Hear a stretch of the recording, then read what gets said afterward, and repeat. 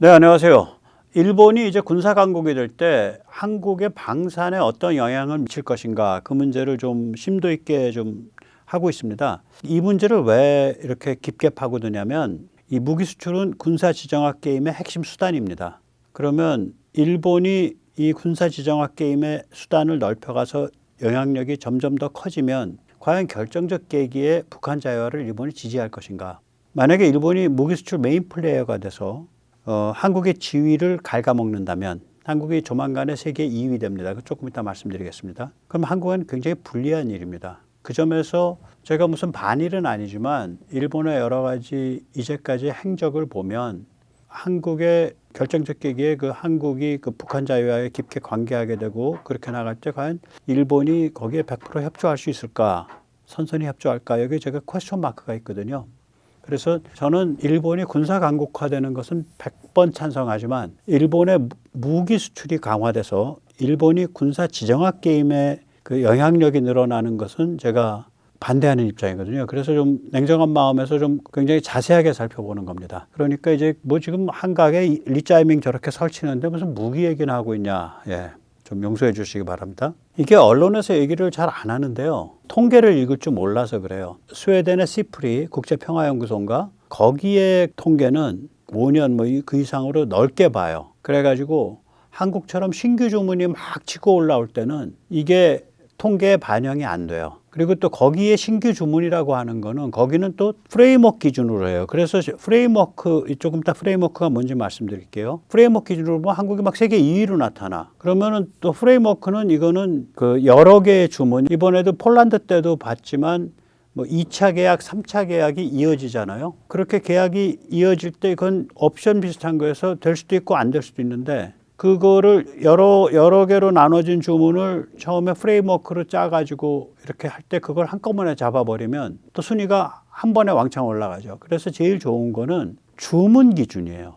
우리 같은 경우에는. 주문 기준으로 보면 이 패턴이 정확하게 보여요. 이 주문 기준으로 보면요. 우리가 2022년, 2023년, 2024년, 2025년에 각각 3위, 5위, 3위입니다. 그러니까 벌써 3위예요. 안정적인. 좀 빠지면은 4위 내려갔다가 특히 KF21이 이제 성능이 밝혀지고 증명이 되고 배치가 되고 그 판매가 현실화되면 프랑스를 따돌리게 되거든요. 근데 프랑스가 이게 이 표에서도 나오지만 웬만하면 2위를 하는 나라예요. 영국이 2023년에 한번 치고 올라왔었는데 영국 그 해만 그랬지 프랑스가 계속 2위를 하거든요. 이게 라팔이 있고 또 해군 쪽에 전함 이런 게 강합니다. 프랑스가. 그래가지고 프랑스를 누르게 되면 즉 대략 한 250억 달러에서 300억 달러 그 안팎이 되면 이게 안정적인 2위권에 들어가요. 우리가 여기까지 갑니다.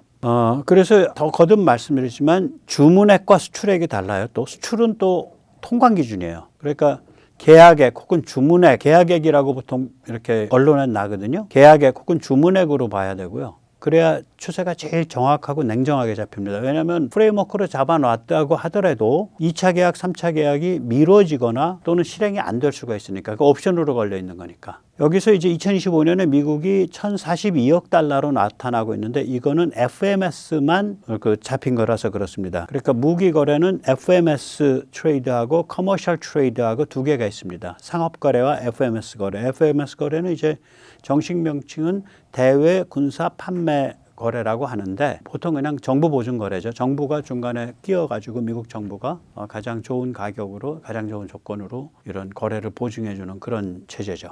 네. 자, 그럼 이제 이것까지 하면 얘기를 다 한 거예요. 지금 페이지까지 하면 왜 K무기는 세계 2위 수출국이 됐나? 저는 이미 됐다고 보는데 사실은 확정됐다고 보는데 여기에는 네 가지 상호작용이 있고 우리는 이 요소를 지키면 됩니다. 이 요소들은 일본에는 작용을 안 해온 거고 우리한테는 지켜나가면 계속 작용할 수 있는 거예요. 첫째는 미국의 사면 정책입니다. 저는 이제 그 밀덕들 중에 일부가 뭐 껐덕하면 미국이 뭐 한국에 뭐 어쩌고 저쩌고 자주국방이 어쩌고 저쩌고 저는 자주국방 싫어해요. 예. 그런 오토노미, 전략적 자주성 이거 쓴 게 프랑스의 드골이 먼저 쓰기 시작한 용어거든요. 정의를 해봐라 이거 정의를. 한미동맹 속에서 자체적인 상대적 독립성을 갖는 게 자주국방이지 한미동맹 다 깨고 나가고 어쩌고 하는 건 자주가 아니라고 보는 거예요. 왜냐하면 그거 생존이 아니니까. 중국에 굴복하게 되니까. 미국의 사면 정책이 있습니다. 근데 이게 병주고 약주는 이런 측면이 있어요. 그래서 이런 걸 부풀려서 막 이제 그 미국에 대한 정책을 헐뜯는 건데, 우선 좋은 점을 말하면 미국이 안보 우산을 제공을 하는 거죠. 그러면 우리 입장에서는 무기를 개발할 때 화급하게 할 필요가 없어요. 자기 힘 닿는 대로 꾸준히 차분히 스텝 바이 스텝으로 할 수가 있어요.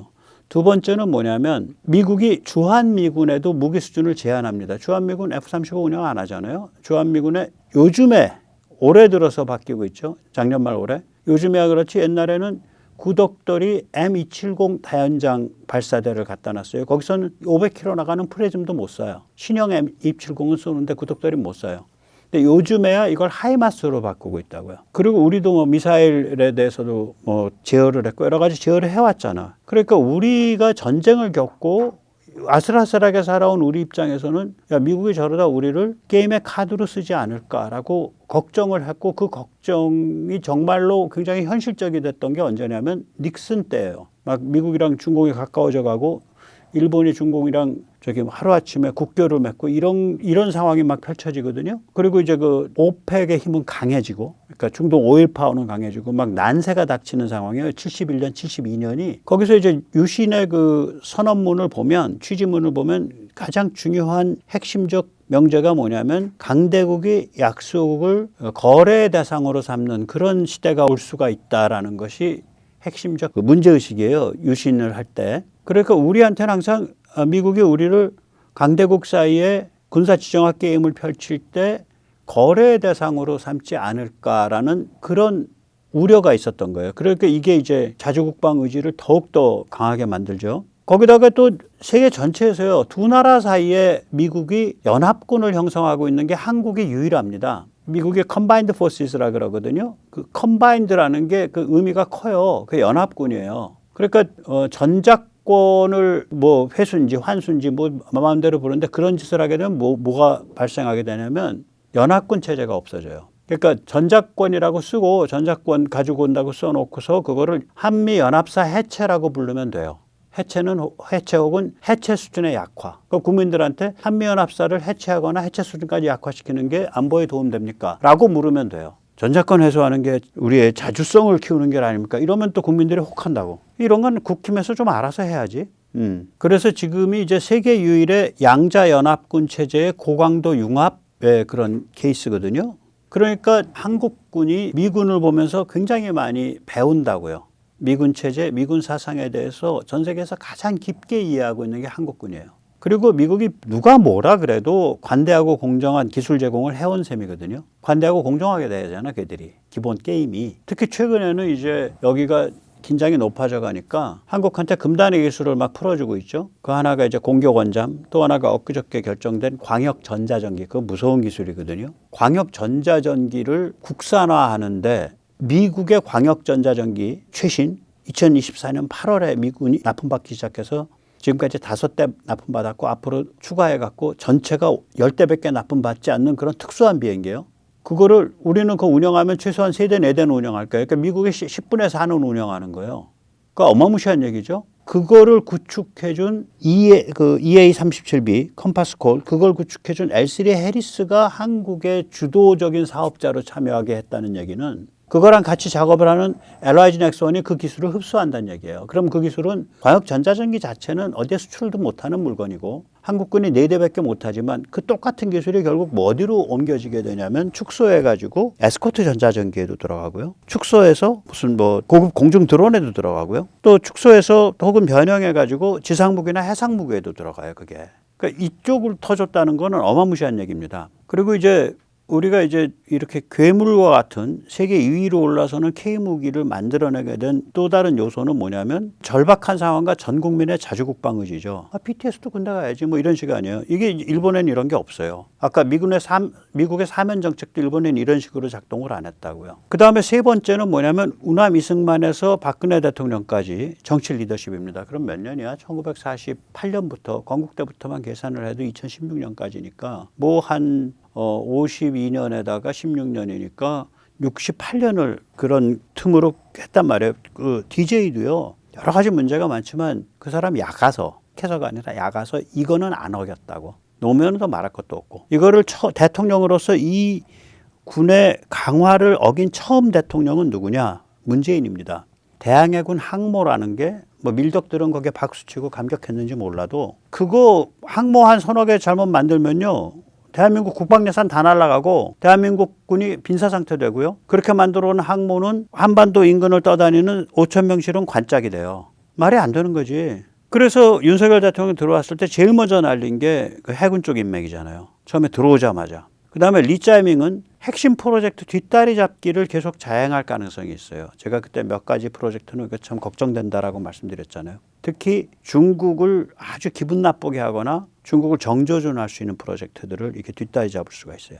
아무튼 그런 뛰어난 정치 리더십이 2016년까지 건국 후에 2016년까지 유지된 바람에 우리가 그 덕분에 바람이라기보다 그 덕분에 줄기차게 어떤 전통이 만들어질 수 있었던 거죠. 네 번째는 뭐냐면 민간 분야의 기술과 기업 역량. 이건 뭐 무시무시하죠. 그거를 그냥 변형해서 옮기면 되는 거니까 이제는. 또 그다음에 위에 이런 서너 가지 전통이 있으니까 무기를 기획하는 사람들이 굉장히 차분하게 한편으로는 그 무기 자체의 절박한 필요성, 다른 한편으로는 타당성 이걸 절묘하게 결합을 시켜가지고 거기서 어떤 그림을 만들어내요. 이렇게 개발하자. 그래서 이런 것들이 다 버무러져 가지고 그게 50년, 60년, 70년 세월이 버무러져서 여기까지 온 거예요. 그렇기 때문에 2025년, 2026년에 일본이 한 번에 뭐 강대국을 선언을 하고 우리보다 국방비를 2.5배를 쓴다 그러더라도 일본이 무기 강국으로 한순간에 무기 수출 강국으로 한순간에 발돋움할 가능성은 거의 없어요. 단 우리가 자기를 지키려면 이 정치 리더십과 사회의 기강을 우리가 유지를 해야 돼요. 그게 이제 우리 앞에 닥친 큰 위기죠. 뭐 대통령과 집권 세력의 저 모양이어갖고 무지하게 걱정됩니다. 예. 몇 년은 버틸 거예요. 근데 그게 이런 식으로 계속 가면 결국 망가지는 거예요, 나라. 예. 여기서 잠시 세뇌 탈출 안내 말씀드리겠습니다. 좋아요, 구독, 알림. 이건 머스트죠. 예. 그래야 세뇌 탈출이 노출이 많이 됩니다. 그래야 20만 구독자, 뭐 30만 구독자 갈 수 있어요. 그 다음에 좀 여유가 되시면 회원 가입도 좀 많이 해 주십시오. 그렇게 해야 세뇌 탈출을 좀 더 잘 운영할 수가 있습니다. 감사합니다. 자, 우리가 지금 전쟁을 네트워크 전쟁이라 그러잖아요. 거기에 이제 핵심 주춧돌들이 있어요. 제가 뭐 여러 개가 있지만 여기서는 한 4개만 꼽아 보겠습니다. 하나는 위성이죠. 그중에서 특히 적에도 쏴 군지 위성. 우리가 2030년까지 40기 배치하려고 그러는데 우리가 한 20분 간격 보고 있거든요. 일본은 이게 우리보다 좀 늦게 발진을 했는데 워낙 이쪽에 기술이 좋으니까 27년에 초기 작전 능력 목표예요. 내년에. 우리보다 한 2, 3년 빠릅니다. 최소 66기 정도 배치할 걸로 보이고요. 10분 간격입니다. 그 다음에 두 번째가 이제 미사일 방어죠. 이거는 이제 우리는 국산 MD를 해서 미군과 실시간 연동하는 걸로 나갔죠. 그래서 미군이 이걸 반대했었어요. 이거를 미군이 그래 그러면은 우주군 배치해서 실시간 연동하자라고 결정을 한 게 윤석열 정부 때입니다. 엄청난 성과예요. 거의 뭐 세계에서 유일하죠. 이렇게 깊게 연동하는 상태에서 미군께 아닌 건 얼마나 깊게 연동하는지 뒤에 가서 이제 말씀드릴게요. 일본은 미국산 MD입니다. 그것도 구축함 이지스가 주축입니다. 그러니까 일본은 연동하고 말고 것도 없어. 그냥 미국산이랑 같이 돌아가 미군이랑. 그 다음에 이제 제가 네트워크 기반 AI 프레임워크 나이프라고 부르는 애가 있죠. 이거가 이제 우리도 구축 중이고 일본도 구축 중인데 제가 뭐 일본 쪽 사정은 잘 모르지만 또 우리 사정도 잘 모르지만 우리 이제 전체적인 구조를 보면 미국에서 일부 플랫폼을 쓸 거예요. 이제 팔란티어나 엔드릴 같은 그 엔드릴의 레티스 플랫폼을 쓸 텐데 그러나 그 플랫폼만 잠깐 쓰고 그 위에 그 아래 꾸역꾸역 채워놓는 건 다 국산으로 채워놓을 거라고요. 일본은 이거를 미국 거를 좀 우리보다 다층적으로 풀세트로 쓸 가능성이 높아요. 추정입니다. 그 다음에 진짜 주목해야 될 게 합동 전연역 지휘 통제 체제 이걸 이제 그 JADC2라 그래요. Joint All Domain C가 2번 나와서 Command and Control. 그래서 JADC2라고 부르는데 조인트라는 건 육해공 뭐 우주 뭐 이런 거 다 해서 같이 움직이는 걸 조인트라 그러는 거죠. 그래서 이름도 똑같아요. 한국도 일본도 이걸 JADC2라고 불러요. 한국도 그렇고 일본도 그렇고. 그럼 미군 쪽은 이게 어떤 시스템이냐? JADC2예요. 이름이 굉장히 중요합니다. 이때 C가 뭐냐면 연합군이에요. Combined Forces. 처음부터 한미를 상대로 해서 디자인한 거예요. 일본과의 연동은 그 다음이야. 미군이 연합군 꾸리는데 이거밖에 없어요. 나토에 CJADC2 없습니다. 나토에 이렇게 이게 뭐냐면요. 뇌수가 하나가 되는 거예요. 다시 말하자면 미국의 인태사령부에서 한국군의 움직임이 다 보여. 또 한국 쪽 사령부에서 이쪽 전구의 미국 움직임이 다 보여요. 뇌수를 하나로 쓰는 거예요. 그래서 전자권 회수 같은 문제가 나왔을 때 그러면 이렇게 지금 깊게 엮여져 있는 거를 어떻게 얘기한다는 거야. 그리고 전자권을 어떻게 정의할래? 전시라는 걸, 전시작전이라는 걸. 그리고 그때 주한미군은 어떤 활동 범위를 가지는 거야. 미국은 전자권 쪽 명분은 내주면서 제가 미국이라면 그렇게 해요. 명분은 내주면서 실제로는 이 정도 엮였는데 뭐 어떻게 더 뺄 도리가 없다고. 이거를 제도적으로 법률적으로 못 빼게 만들어 놓고 한미동맹 그대로 유지하고 연합체제 그대로 유지해서 전자권만 넘겨주는 걸로 명분만 넘겨주고 그 대신에 주한미군이 아주 공개적으로 한반도 작전뿐 아니라 영내 전체 작전할 수 있다라고 못을 아예 박아버리는 아마 그런 카드로 해결될 겁니다. 하더라도. 그래서 전자권 문제는 우리가 전자권 회수 반대를 해도 좋고 전자권을 한다 그랬을 때 이런 기술적인 것들을 다 못을 박는다면은 뭐 회수해도 좋다 이렇게 말할 수는 있어요. 근데 단순하게 회수 반대하는 게 제일 속편해요. 안 그러면 대중이 못 알아들어. 아니 미군의 CJADC2가 운영되는 건 전 세계에서 한국만 있고요. 그거는 미군의 양자간의 연합군 체제가 한국에서만 구성되어 있고요. 한국군의 KJADC2가 미군과 정확하게 일치해서 그게 연동하고요. 일본의 JJADC2가 한국군과 똑같은 방식으로 미군과 정확하게 이가 맞아가지고 연동하도록 되어 있습니다. 즉 다시 말하자면 이게 뭐 전자권이든 뭐 지랄이든 나발이든 간에 미군의 CJADC2를 중심으로 한쪽으로는 한국군이 연합군으로서 정확하게 돼 있고 일본 군인지 뭐 자유대인지는 연합군은 아니지만 그 연동 방식은 한국 걸 그냥 카피해가지고 그렇게 딱 하나로서 그렇게 하나의 뇌수로서 작동하도록 돼 있습니다. 잠깐만 지금 제가 한 5분 얘기했잖아. 일반 대중이 이거 알아듣냐고. 그래서 이런 체제는 전자권이 회수든 안 되든요 계속 유지돼야 됩니다. 이러면 일반 대중이 알아듣냐고요. 그래서 그냥 전자권 회수 반대하는 게 제일 나아요. 네. 그 다음에 해군은요, 해군 쪽은 한마디로 하면 한국의 화력에서는 압도적인데 지능과 네트워킹은 일본과 달리 독자 시스템으로 구축 중이기 때문에 어느 이 시점까지는 좀 떨어집니다. 독자 시스템으로 구축하면서 그걸 다시 미군과 연동해야 되거든. 일본은 미국 걸 갖다 쓰니까 그냥 연동이 됐고 수준도 높고 그런 문제예요. 하나씩 좀 살펴볼게요. 자세하게. CEC라는 거는 이런 거예요. 합동 교전 능력이라는 건 예를 들어서 탄도미사일이 날아오는데 요격미사일은 이쪽 배가 쐈어. 근데 그 요격미사일을 그 탄도미사일 근처까지 유도해 주는 건 앞에 나가 있는 조그만 배가 유도를 해줘요. 그런 게 CEC예요. 한국은 현재 미비합니다.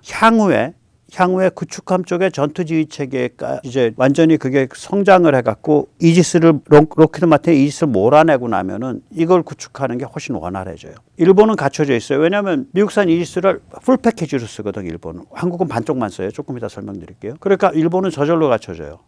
예. 이 구축함 전투지휘 체계 이게 이제 꽃인데 KDDX에서 이제 꽃이 피울 거예요. 현재는 반쪽입니다. 정확히 표현하면 이런 거예요. 뭐 예를 들어서 어디에다 접붙이는지 몰라도 뭐 대추나무를 뭐 예를 들어서 무슨 그 대추를 좀 더 잘 달고 크게 만들어주는 나무에 접을 붙였다. 그런 꼴이에요. 한국이. 뭐냐면 이지스가 이게 두뇌거든. 그리고 이게 대공 그 레이더를 돌리는 애잖아요. 그러니까 이지스를 모셔놓고 아랫단을 잘라내서 거기다가 한국 거를 접을 붙인 거예요. 그러놓으니까 조금 뭐가 좀 삐걱삐걱하고 이상하죠. 반면에 일본은 그냥 이 화력 통제나 배 전체를 록히드 마틴의 이지스를 들여다가 했어요. 구축하면 다 그래요. 일본은. 그 다음에 이제 함대지 탄도미사일 이거 KDDX에서는 이거 구축하면 집어넣거든. 일본은 계획이 없죠. 함대지 초음속 미사일 해성 이거는 해성5 이거 우리는 함상 발사 지상 발사 다 있는데 일본은 없다고요. 이게 뭐 함대지인지 함대함도 할 것 같은데 함대함 당연히 하죠. 이게 원래 안 밝혀졌었는데 캐나다 잠수함 수전 때문에 드러난 비닉 무기예요. 그 다음에 함대지 장거리 순항미사일 이게 해성2라 그러죠. 해성2가 현무3의 해군 버전이거든요. 이게 지금 확인된 게 1500km 사거리죠. 추정은 뭐 3000km까지 간다 그러고요. 일본은 이게 없었어요. 그래서 2026년, 27년에 이거 한다고 지금 아주 난리를 부리고 있습니다. 그 다음에 아까도 말씀드렸지만 이제 구축함 쪽은 화력에서는 우수한데 전투체계, 전투지휘체계, CMS 그리고 그거가 엮여 있는 CEC 이게 한국은 전투주의 체계를 밑을 도려냈기 때문에 CEC도 잘 구축이 안 돼 있고 아직은 삐걱버걱해요. 이 문제가 KDDX가 나오면서 해결될 겁니다. 호위함은 뭐 이건 한국이나 일본이랑 같아요. 일본도 여기서는 로키드 마틴 걸 안 썼어. 자기들 거 썼어요. 그래서 같아요. 기본적으로. 예. 그 다음에 이제 잠수함은요. 화력이나 여러 가지로 보면 KSS-3 배치2가 우월하죠. 근데 일본이 가진 장점이 있었어요. 뭐냐? 소나입니다. 근데 이게 이제 요번에 나온 배치2의 장형실함에서 그 소나가 바뀌었거든, 세대가. 국산화에 성공을 해가지고 컨포말이라 그러죠. 동체에다가 이렇게 일체형으로 붙이는 거. 그래야 이제 소나 그 소자도 많아지고 여러 가지 좋은 점이 많아요. 사각도 안 발생하고. 그래서 아마 소나가 일본 그 잠수함을 거의 따라잡지 않았나 그렇게 생각을 합니다. 그리고 더욱이 전고체 배터리가 나오면 이게 에너지 저장 밀도가 높아요. 그래서 이게 막 뭐 시장에서 사다가 잠수함에 꼽을 수 있는 게 아니잖아요. 이거는 주문형으로 따로 제작하고 따로 시스템을 디자인해야 되잖아요. 그게 된다면은 한국이 확실히 추월할 겁니다. 또 한국에 공격원잠을 도입한다고 해도 일본이 이거 따라올지 이거 미지수입니다. 미국이 따라오겠다 그러면 뭐 따라와 할 텐데 일본이 워낙에 이 원자력 소리 들어가는 걸 굉장히 싫어해서 뉴클리어 이런 단어를 싫어하기 때문에 따라올지는 미지수고요. 제일 이제 안타까운 거는 수중 드론이에요. UUV. 이거는 특히 리자이밍 되면 이제 됐기 때문에 중국 눈치 보면서 지지부진할 겁니다. 일본은 프랑스, 미국과 손잡고 고속 질주 중입니다. 일본이 급발전시키고 있는 그 수중 드론에 대해서 말씀드리겠습니다. 체급이 한 3급인데요. 하나가 초대형, 그 다음에 중간급, 그 다음에 어뢰 발사관에서 쏘는 거. 그렇게 되는데 초대형은 이제 장거리 정보 감시 정찰, 그 다음에 심해라는 게 몇천 메타라는 소리가 아니라 이게 잠수함 기준일 거예요. 잠수함이 보통 한 600~700m까지 내려가지 한 600m 내려가지 않나? 심해 추적. 현재 상태는 프로토타입으로 시험 중이고요. 그 다음에 모가미급 호위함에서 운영되는 기뢰 탐지 제거 드론이 있어요. 이건 작전 중이고요. 그 다음에 잠수함 어뢰관에서 발사해가지고 기밀성 정찰을 하는 수중 드론이 있는데 최근 배치 시작했습니다. 우리보다 빨라요. 근데 이런 물건은 진짜 중국이 아주 뒤집어지는 물건이거든. 이런 게 막 서해 그냥 수십 대 수백 대 이렇게 서해 남해 쪽에 막 깔려버리면요. 중국 해군은 다 죽은 거지 뭐. 아주 치명적인 비대칭 무기인데 그래서 아마 리자이밍 정부에서 이거 뒷다리 잡을 거예요. 그렇게 빨리 진행 안 될 겁니다. 안타깝죠. 일본이 이걸 급반질시키면서 해외 파트너들이랑 같이 해요. 어마무시한 회사들입니다. HII, 미국, 헌팅턴 인갈스. 여기는 이제 대규례 작전 및 천해 수색 솔루션을 제공을 했고요. 아주 유명한 회사죠. 안드릴. 여기는 AI 플랫폼을 제공을 했습니다. 그래서 여러 개의 이런 수십, 수백, 수백 척, 수십 척의 그 수중 드론을 깔았을 때 이거를 전체적으로 한 그림으로 보고 지휘 통제할 수 있는 그런 솔루션 플랫폼을 제공한 거죠. 그리고 탈레스 여기는 우리가 합동개구 레이더, 사는 들어보셨잖아요. 그때 사스라고 있어요. 합동개구 소나. 이게 레이더랑 소나랑 비슷해요. 뭔가를 쏴갖고 거기서 나오는 반사파를 가지고 해석을 하는 거잖아요. 이거를 합동개구 소나로 특히 바닥 같은 걸 쏘면 뭐 사진 찍은 것처럼 해석이 돼요. 바닥이. 고주파 합동개구 소나 솔루션을 탈레스에서 들여와가지고 기뢰 제거하는 OGG5에다가 통합시켰어요. 부럽죠. 우리 지금 이렇게 안 나가고 있다고. 특히 리자이밍 정부 이걸 안 할 거예요. 그 다음에 아까 이제 CMS, 함정 전투 체계, CMS 말씀드렸잖아요. 여기 우리가 좀 보면 한국과 일본의 접근 방식이 완전히 다르다는 걸 알아요. 일본은 구축함에만 들어오거든요. 양쪽 다 그래요. 호위하면은 뭐 자기 거 써요. 양쪽 다. 일본은 이지스를 풀 패키지로 들어왔어요. 그러니까 그냥 뭐 이렇게 그 배에 조종하는 거, 그 배에서 다루는 무기 다 미제야. 미사일도 다 미제고. 근데 한국은 정조대왕 기준으로 했을 때 미국의 이지스와 한국 솔루션의 접붙이기 하이브리드를 한 거예요. 그래서 이지스 담당 영역과 한국이 만든 CMS 담당 영역이 나눠져 있어. 이지스 뭐만 담당하는데 대공 및 MD만 담당합니다. 수직 발사관 속에 SM3 꼽았어, SM6 꼽았어. 그거 어디서 쏴? 이지스에서 쏴요. 한국 CMS 뭐만 담당하는데 그거 빼고 나머지 다 담당해요. 그리고 이지스의 데이터를 제공해서 이렇게 아군 오인 사격 같은 게 안 일어나도록 만들어줘요. 그러니까 이지스가 상전이야. 근데 그 밑에서 들어가서 이렇게 도려낸 다음에 자기 영역을 만들어서 붙인 거예요. 접붙인 거예요. 그래서 한국이 아주 특이해요. 하이브리드예요. 이거 이런 식으로 잘 설명을 안 해주더라고. 밀덕들이. 저 이거 한참 뒤져서 알아냈어요. KDDX가 나오면 이지스를 완전히 몰아냅니다. 레이더도 국산, 다 국산이 돼요. 그렇게 됐을 때 이제 이런 배와 호위함이 어떻게 작동할 거냐, 이런 구축함과 다른 구축함이 어떻게 작동할 거냐, 같이 협업할 거냐, 이게 CEC 아니에요. 그때 CEC가 꽃을 피운다고요. 한국은 기괴한, 어떻게든 돈 절약해서 어떻게든 내 무기 꼽아가지고 어떻게든 내가 컨트롤하는 화력을 막강하게 만들겠어, 이런 몸부림을 쳤기 때문에 조금 기형적인 접붙인 하이브리드가 되나가지고 CEC나 이런 갈 때 지금 아직 힘을 다 못 발휘하고 있을 거예요. 일본 호위함은 한국 방식입니다. 이건 일본 레이더 썼고요. 물론 보잉인가랑 같이 개발했지만 일본 전투 체계를 썼고요. 여기서는 마찬가지로 한국도 이러지만 일제 미제 무기를 혼용을 하고 있죠. 미국이 인터페이스를 제공하는 경우에. 한국 호위함 똑같죠. 그 다음에 이제 아까 말씀드린 JADC2, 이게 미군과의 상호 연동에 대해서 좀 이건 깊게 살펴볼 필요가 있어요. 전 세계에서요, 미국의 ADCT2와 가장 깊게 연동하는 나라 어디야? 한국입니다. 전 세계에서요, 미국이 CJADC2, 그러니까 Combined Joint All Domain Command and Control을 운영하고 있는 데가 어디야? 한국과 일본밖에 없습니다. 인태사령부밖에 없어요. 그때 C는 아까도 말씀드렸지만 연합군을 뜻합니다. 그럼 나토는 어떻게 돼 있어? 믿거나 말거나 나토에 없어요. 나토는요, 극단적으로 말하면 1990년경부터 휴업이에요. 35년 동안, 36년 동안. 그래서 독일군이 지금 코스타리카군 수준까지 간 거예요. 그래서 폴란드가 우리한테 무기 사가서 지금 나토의 맹주가 된 거예요. 35년 동안 휴업이라니까? 근데 이런 기술들은 다 불과 10년, 20년 사이에 올라온 기술 아니에요. 없지, 당연히.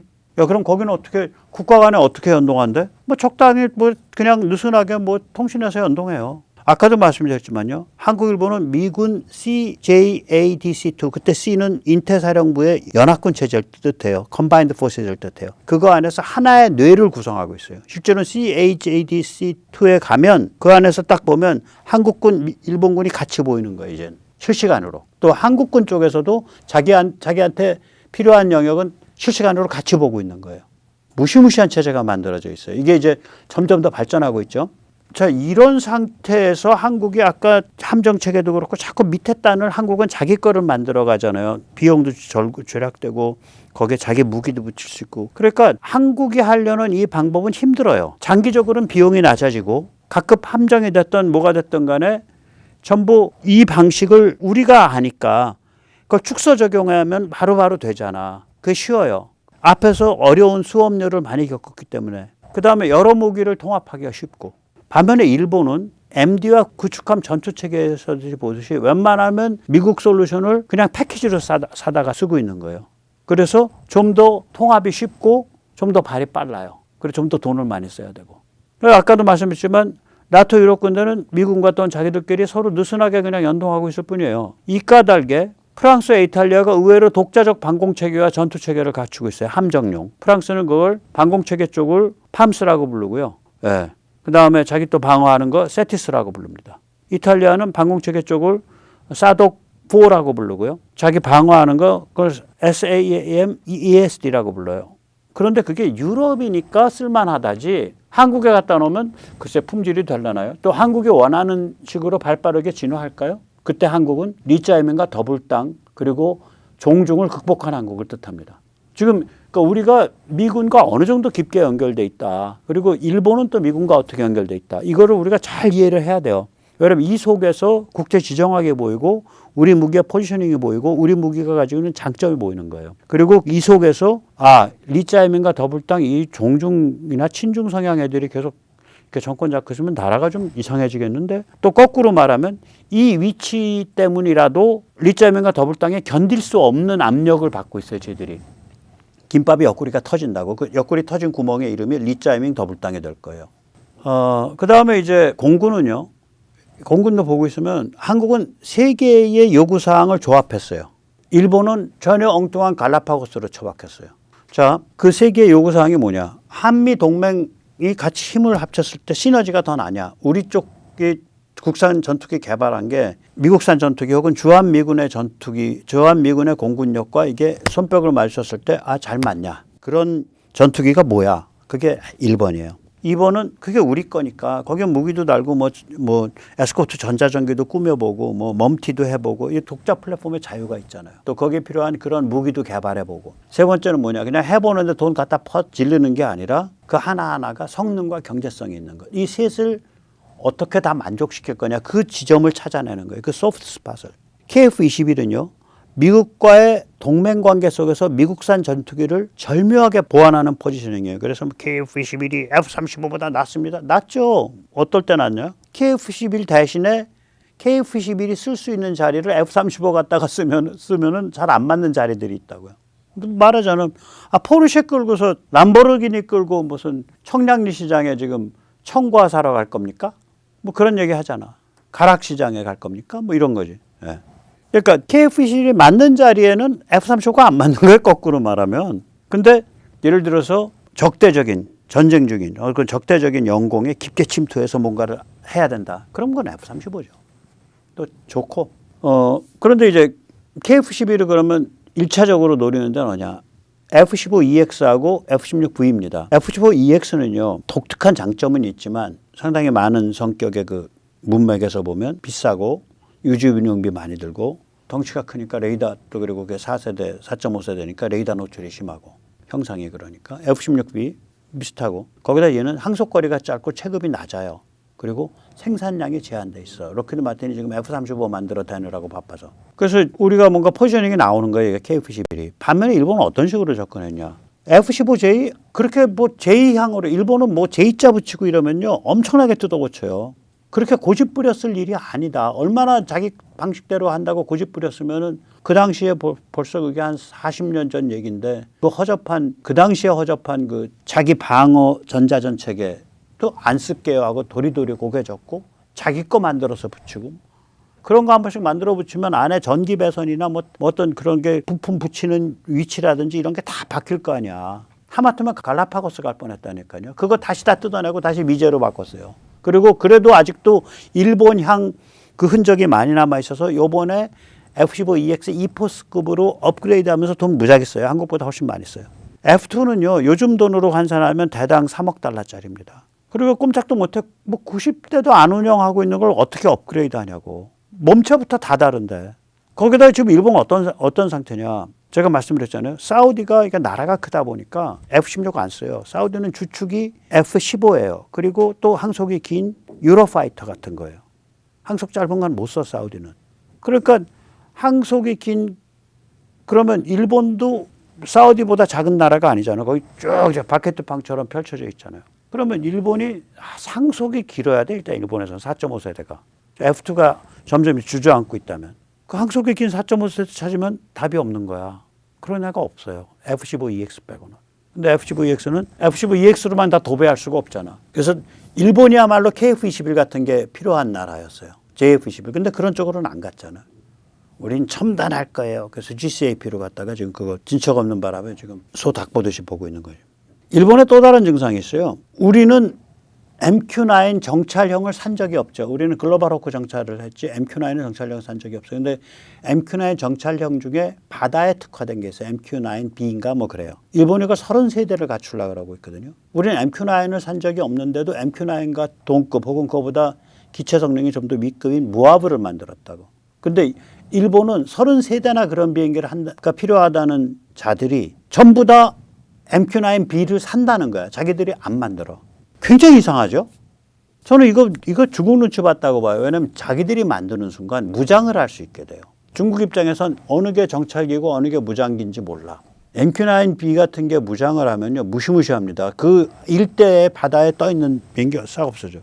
아마 이거 MQ-9B 무장형 리짜이밍 절대로 추진 안 할 거예요. 정찰형도 몇 대나 만들다 말 거야. 지금 완성되어 있는 무아부도. 그리고 일본은 뭐 이제 무인 편대기 뭐 이런 거 한다고 지금 근사하게 그림은 그려서 발표를 하는데 문제는 뭐냐. 멈트가 같이 움직여야 될 거 아니야. 얘를 어디서 운영할 텐데. F-15J에는 무기 함부로 못 붙이죠. 이런 거. 임무 컴퓨터에 뭔가 돼야 될 거 아니야. F2에 허접해갖고 지금 해롱해롱 하는 거 90대밖에 없는 거. 그리고 원래 GCAP가 간다고 생각하고 일본이 좀 그런 게 있다니까요. 굉장히 태만해. GCAP가 간다고 생각하고 차세대 무인 편대기 뭐 이런 거 그림을 그렸는데 이거랑 같이 뛸 전투기가 없는 거라 지금. 그러니까 좀 조금 그래요. 좀 가다가 고속도로를 잘 가다가 갑자기 길이 뚝 껴. 그런 느낌을 받아. 자, 중장거리 타격 능력 한번 보죠. 이것도 중국과의 대립전선에 사기 싫어갖고 끝까지 개긴 거야 제가 보기엔. 참 엊그저께 말씀드릴 때 일본의 그 공중발사 대함 순항 소음속 미사일 ASM-3 카이 그게 고체 연료 램젯이라고 말씀드렸는데 액체 연료 램젯입니다. 예, 여기서 이제 중장거리 타격 탄도미사일 한국만 있죠. 한국은 비핵 탄도미사일의 세계적 명가죠. 이번에 이제 500km짜리까지 이제 노르웨이에 납품한다는 거 아니에요? 그 천무에서 쏘는 거. 그리고 ASBM 그러니까 대함 탄도미사일 버전으로 이미 확장 중이죠. 그게 CTM-MR. 예, 그게 그거죠. 그러니까 이제 좌표 찍어주고 대충 부분까지 간 다음에 나머지는 이제 한 20-30km 상공에서 식별해서 자기가 이제 조절해가지고 가서 때리는 거죠. 그 다음에 이제 장거리 순항 미사일. 한국은 현무3, 해성2, 철룡 이렇게 쭉 가고 있는데 일본은 이제야 부랴부랴 토마호크 수입하고 타입 10이라고 원단이 굉장히 잘 만들어진 지대함 미사일인데 이걸 이제야 업그레이드하고 있어요. 뭐 1000km 사거리인가 뭐 1500km 사거리로. 초음속 순항 미사일 이거 한국만 있죠. 해성5. 그리고 이거가 육상, 함상, 잠수함 발사로 다 이렇게 변주되어 있는데 이게 한 500km 간다 그래요. 무서운 무기입니다. 공중발사 초음속 미사일. 한국은 원래 추진 열심히 하고 있었는데 공대함 초음속 유도탄 2. 리짜이밍이 느닷없이 개발 중단시켜버렸지. 예, 일본은 또 업글이 지지부진해요. 그러면 이게 F2에 달기도 좀 그렇고 어쩌고 저쩌고 하니까 좀 지지부진한 거지. 자, 다시 이제 아까 처음에 보셨듯이 우리가 이제 지난 4년을 보면 3위, 3위, 5위, 3위란 말이에요. 22년에 3위, 23년에 3위, 24년에 5위, 24년에 3위. 여기서 이제 그러니까 해군 쪽 무기 좀 더 나가고 KF-21 등장하고 잃어버리면 이제 확 바뀌는 거예요 이제. 그럼 2위 올라간다고요. 뭐 리짜밍이 해외든 안 해외든 일단 당장은. 그러나 진짜로 이제 전략적인 그런 강력한 중국을 겨냥하는 독침들은 리짜밍에 팔 걷어붙이고 말리겠죠. 뒷다리 잡겠죠. 그러면 일본이 군비가 강화된다 그래서 이 한국의 그 K방산이 이렇게 급성장할 수 있었던 그 유전자를 일본 그 비슷한 유전자를 제2방산에 내장돼 있냐 내장시킬 거냐 아니에요. 뿌리가 좀 썩어 있다고요. 일본은 안보우산 받으니까 우리는 기지국가, 우리는 방위에 돈 안 써. 그리고 우리가 앞장서서 뭐 대결할 필요 있나? 우리는 경제동물 이러고서 개겼단 말이에요. 뭐 아베 때 조금 덜 개겨볼라 그랬지만 결국 큰 그림으로 보면 2025년까지 개긴 거예요. 80년 동안. 그 다음에 주일미군은 한국보다 훨씬 무기 제어 수준이 낮죠. 아니 오죽하면 항모 기항이 그 저기 도쿄 옆에 있잖아요. 요코스카인가 뭔가. 예. 그 다음에 일본과는 연합군이 아니에요. 컴바인드 포스가 아닌데 한국과는 연합군이라고요. 그래서 굉장히 고강도로 융합돼 있어요. 이런 거 다 일본에 없다고 유전자가. 그 다음에 뭐 기술 제공은 아니고 미국이 좀 기술을 갈취했지. 특히 A사 같으면 탈취했죠, 오히려. 그 다음에 이제 절박한 상황과 전국민의 자국방어지 이런 거 없고요. 또 이런 그 한 60여 년에 걸쳐서 쭉 그 뿌리를 다져온 일관된 그런 정치 리더십이 없고요. 저는 뭐 이 점에 있어서는 뭐 김대중도 크게 어깃장 놓은 거 없다. 그 사람이 야갔으니까. 그 다음에 이제 지능적 무기 기획이 그 사람들이 가능하냐. 이제 배우면 가능해요. 지금까지는 좀 이상하게 갈라파고스도 가고 고속도로 달리다 갑자기 뚝 끊기도 하고 뭐 좀 그런데 네 번째는 이제 일본이 가진 굉장히 우리보다 더 강할 수 있는 장점이고요. 지금 정치 리더십의 역량으로 보면 뭐 우리는 마이너스고 걔들은 따따따블 플러스고 세 번째 네 번째가 지금 일본이 강하죠. 근데 우리가 어쨌거나 네 번째도 우리가 일본보다 아주 못하다고 할 수 없고 우리 나름대로의 그런 역동성이 있으니까 안 그랬으면 뭐 우리 대기업들이 그렇게 컸겠어요. 기업가 정신이 뛰어나고 뭔가 좋은 점이 있으니까 그렇게 간 거죠. 제일 암적인 거는 결국은 정치 리더십입니다. 그래서 그런 것들이 좀 보강이 되면 우리가 엄청난 그런 세계 2위를 자리를 엄청난 자리를 계속해서 강화시켜가면서 그냥 2위도 그냥 2위가 아니라 미국이 세계 시장의 50-60% 갖고 있으니까. 우리가 또한 그중에 20%까지 올라가면 무시무시한 2위거든요. 옛날에 러시아가 한 20%였어요. 많이 팔 때. 그 정도까지 가면 이제 우린 또 미국이랑 손발을 맞춰서 같이 해주고 있잖아. 그러니까 미국 입장에서 보면은 정말 소중한 파트너, 정말 태평양을 두고서 한미 두 개의 나라가 전 세계 무기 시장을 거의 평정하고 있는 그런 상태까지 가야 돼요. 그러려면 우리 정치가 혁신돼야 됩니다. 정치 문화도 혁신돼야 되고 우리 사고방식도 혁신돼야 되고. 자, 이제 마지막에 그 펜발 하나 재밌는 거 하나 하겠습니다. 저는 이게 참 보면서 무선 이동 통신, 반도체, 인터넷 등이 전부 모두 그 국방 무기 기술에서 출발한 거예요. 이게 그 앤드류 팔머럭키 그 전문 벤처 그 사람 그런 얘기 한다고요. 예전에는 방산이 첨단 기술을 선도했다. 그런데 지금은 민간 첨단 기술 근무자들과 실리콘밸리가 방산과 무기를 악마로 취급하고 있다. 나는 실리콘밸리의 첨단 기술 방식과 멘탈과 창의적 인력을 방산에 투입하고 싶다. 진짜 옛날에는 미국에서 방산이 기술을 선도했어요. 인터넷도 방산에서 나왔고요. 휴대폰도 방산에서 나왔고요. 그러니까 이동통신도 전부 다 그래요. 반도체도 방산에서 나왔고. 그러니까 1980년대까지는 첨단 기술은 무기 기술이고 그 메카는 실리콘밸리가 아니라 보스턴 인근의 128번 지방도였습니다. 그래서 루트 128이라고 유명해요. 지금 여기 지도에서 빨간 선 그려져 있는 거. 근데 우연의 일치일까요? 예, 현대자동차가 보유한 보스턴 다이내믹스 이것도 굉장히 그 군사에 대해서 로보틱스 꼭 이 형태가 아니더라도 로보틱스가 군에 대해서 가지는 의미가 굉장히 크죠.